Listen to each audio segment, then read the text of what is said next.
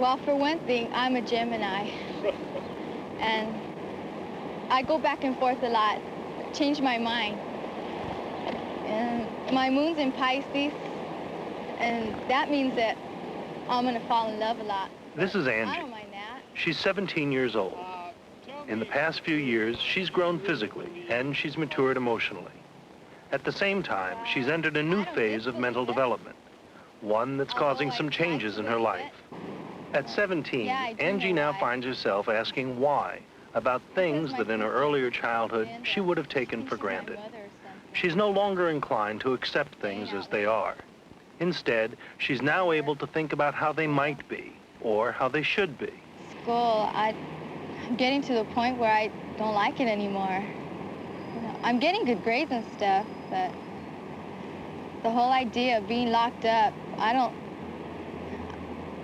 like the idea that you have to be there on time, you have to get out on time, certain time. Hey, I just heard dangerous I don't know. You told me you kids ought to My enjoy sister says I've got senioritis. That can't be because I'm only a junior. Hurry up, we're late. I'm sorry, you guys. I didn't know what time it was. My Come on. alarm clock broke, and I just didn't know what time. I'm sorry, guys. I don't even know what time it is. What time is it anyway? It's time to go. We are late. Sorry. The other day, my boss asked me how long songs should be. I said, well, pretty much the same as short songs should be. Good. And if it's good you're looking for, this certainly is. It's Terry the Content People's Sweet Orphan Lady. Mental development in adolescence is rather different than that in the middle years.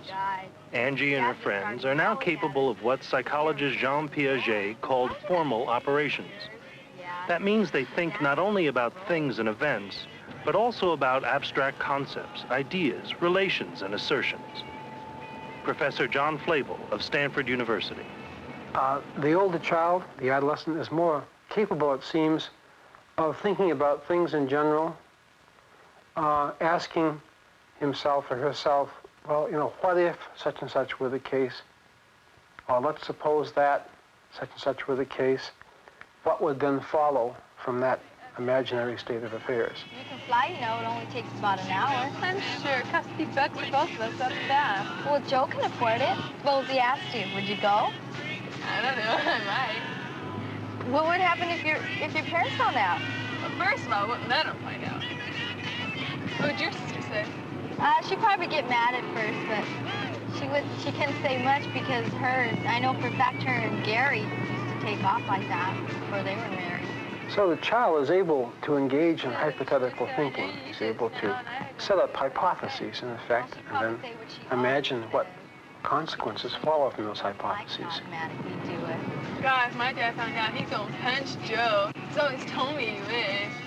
Piaget did a lot of research, and others have too, with children in this age period, and found that in many simple situations, at least, they were able to reason a little bit like a scientist reasons, by adopting a hypothesis, actually testing it out, trying to control variables to find out which variables affect an outcome and which variables do not, much in the same way that a scientist does.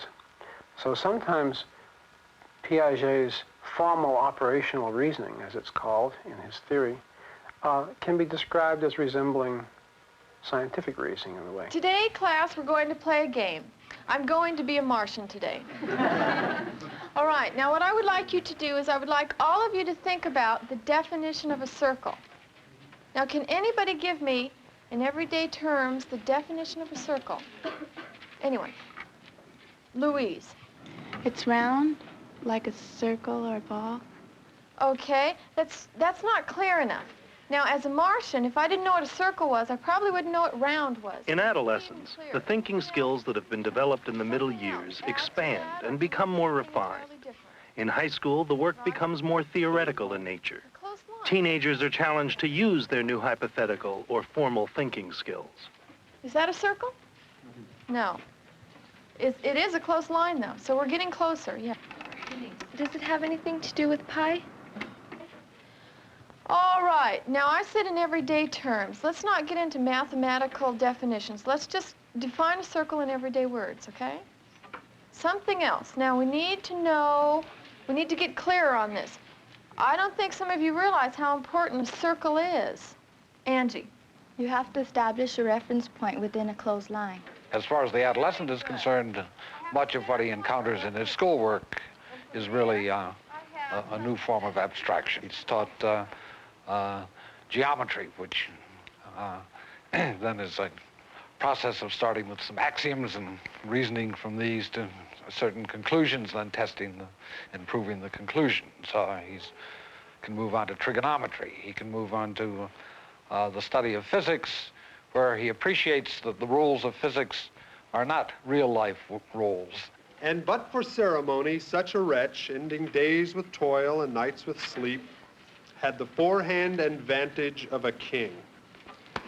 Now, what do you think that Shakespeare was trying to Adolescents say become about quite the capable of understanding things that, in the middle years, would have been meaningless to them. Anybody They know? begin to think in symbolic terms. Somebody's got to know.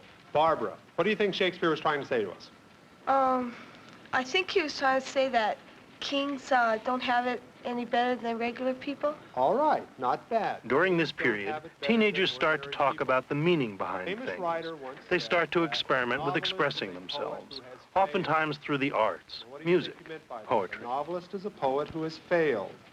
I guess that a novelist takes a whole book to try to get the point across, and yet a poet just takes a few lines.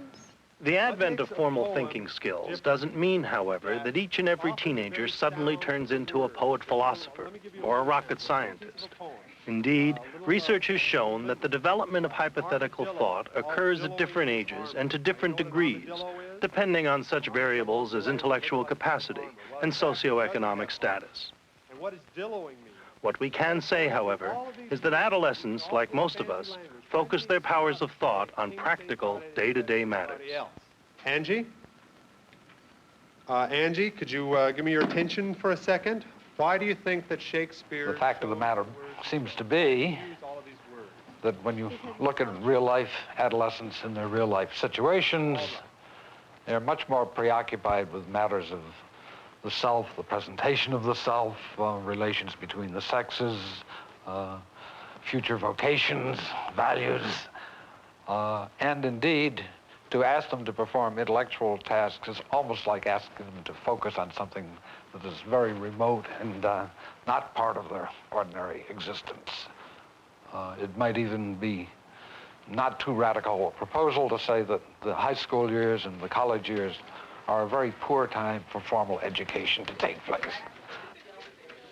If, as Dr. Church suggests, the adolescent period is a poor time for formal education to take place, it's ironic that the reason should be the development of new thinking skills. It is a fact, however, that mental development doesn't occur in a vacuum. It's completely intertwined with aspects of physical and personality development. Oh, yes. God, you guys, look, Brenda Muller's wearing a dress. It's about time that she's never wearing dresses. No, she wore a dress because just to wear one. I asked her if she wore it for a special reason. She said no. She's wearing it because she's... Trying to impress somebody. Yeah, she's trying to get... That's the only reason why. That was that. Angie, like most teenagers, will concentrate her mental abilities towards things that most directly affect her. Are we going to eat? Interaction with friends, self-concept, relations with the opposite sex. Well, I'm sorry. I'm very rude now. Bye. Yet at the same time, Angie has a newfound ability to look at larger situations, to become intensely involved in issues that only remotely affect her. Such is the dichotomy of the teenager.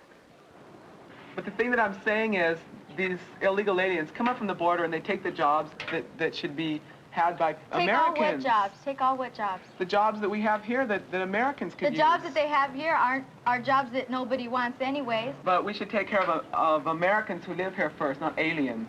What do you mean aliens? You're an alien. I'm not. Where did your grandparents come? They came from Germany, but so what? Okay, Germany. We're Indians. We belong here, and probably even more than you. I don't think so. We've lived here a long time. You've got Mexico anyway. That's your guys' country. Yeah, well, what about the Statue of Liberty? Give us your tired and humble masses. It's huddle masses, Barb. Huddle masses. What is the Statue of Liberty? There is what is often referred to as personal fable involved in adolescent mental development. Angie is convinced that she is totally unique. that no one in the history of the world has ever felt as she does, ever loved so much, ever been so misunderstood, ever been so exquisitely sensitive to the injustices of modern society. Angie firmly believes this about herself, and each of her friends firmly believes the same about themselves. Of course, I don't want to say that my girlfriend's dumb, but the other day she tried to overhaul the engine in her car by going through the ignition keyhole. Another aspect of adolescent mental development is something that might best be described as teenage paranoia. For the first time, the adolescent is capable of thinking about what other people are thinking. Makes you want to do the shag across the gym floor, tear the crate paper off the walls. Bob Batamy, and he's singing But I worry. from the sun. It's hard to pass a mirror without looking in it. But anyways, I think it's hard for anybody. I think it's hard not to. If I see something's wrong, my hair sticking up or something, it really upsets me because I think of all the people who have seen me that way. Like I pass by the mirror and I have lipstick smeared all over my mouth. I just think of how long it's been there and how many people have seen it and what they thought. Ooh. One of the reasons that many teenagers are so self-conscious is because they often mistakenly assume that other people are as preoccupied with them as they are with themselves. Dr. John Flavel of Stanford University. One of the interesting things about this, it seems to me, is that, say, the 7-year-old doesn't have that kind of semi-paranoid feeling, partly because he doesn't have the intellectual equipment to do it. It's only after you develop the ability to think about the thoughts of others and to imagine what they might be that you can get yourself into those kinds of hang-ups. So I think a lot of the self-consciousness of the adolescent and so forth could be thought of in a funny way as a result of his newly minted thinking skills. He's able to imagine for the first time how other people are thinking of him and regarding him. And therefore he can, as it were, he can get himself into new kinds of worries and anxieties that he wouldn't have had at age 5 or 6.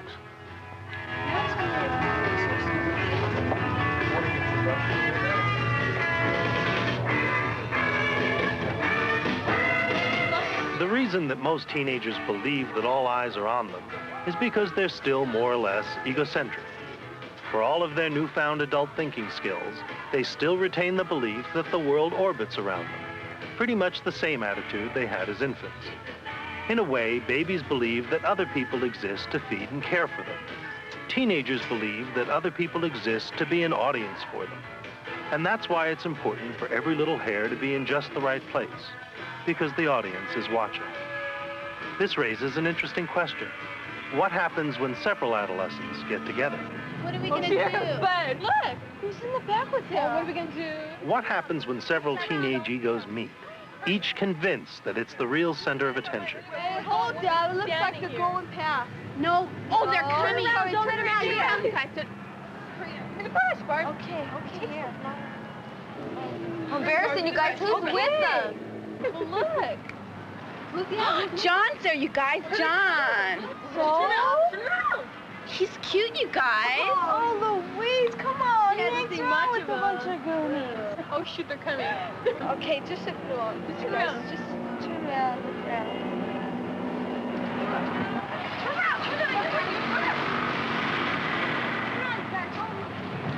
Hey, you guys want to go for a ride? Hi, Marlene. Barbara. Hey, we came to pick you up. What else? Where are you guys going? Anywhere you party or anywhere you want to go. Please get in here. What does that have to do with anything? Come on, be cool. Hey, You guys want to go to a party? Bob's or somewhere. Go to come on, Jack in the Angie. Box, no? Come on. No, it's all right. We just don't want to go. Wait. Go on. Party. Yeah, we know what kind of parties you go to. Hey, have you ever known me to do anything that wasn't right? David Elkine observed that gatherings of adolescents are unique. Each is more concerned with being observed than with observing. Each is more concerned with being an actor than being an audience. Hey, her boyfriend told us to come pick her up. Along about 17, however, this lingering egocentrism usually begins to fade. Angie, for example, is beginning to realize that she's not the center of everything. For the first time, she's beginning to consider the possibility that it's she who must adapt to the world, and not the other way around. Her increased mental abilities are bringing with them increased perception, important insights into things that would have scarcely concerned her a few years ago. Sometimes it seems more lately I get depressed. Like, kind of down. I mean, just listening to the news. I mean, God, we're really running out of everything in the world. Teenagers suddenly have an infinite capacity for introspection, self-evaluation. Angie, like many adolescents her age, can take a good look around and ask, how do I fit in? What are my chances? What are my values? And how do they compare with the values of others? Abstract thinking allows Angie to place herself historically and to consider what might happen in the future. Sometimes the answers come easy, but most times they don't.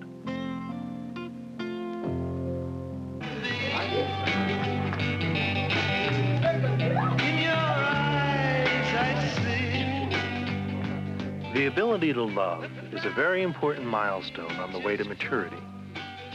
The ability to give oneself to another without feeling personally threatened or diminished.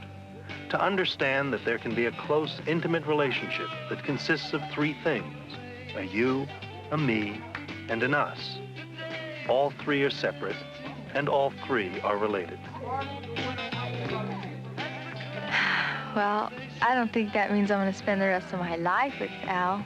I could, of course, but I don't think I will. I like being with him, because I trust him. Angie is becoming an adult, slowly, obviously. Anyone who talks to her can recognize how sophisticated her thought processes have become. Indeed, her ability to formalize thought is the final stage in mental development.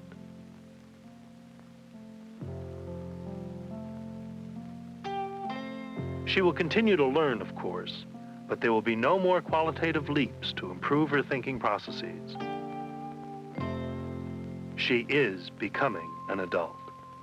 Are you ready for Christmas? Huh? Yep. What do you want to get for Christmas? Clothes and pants and new shoes.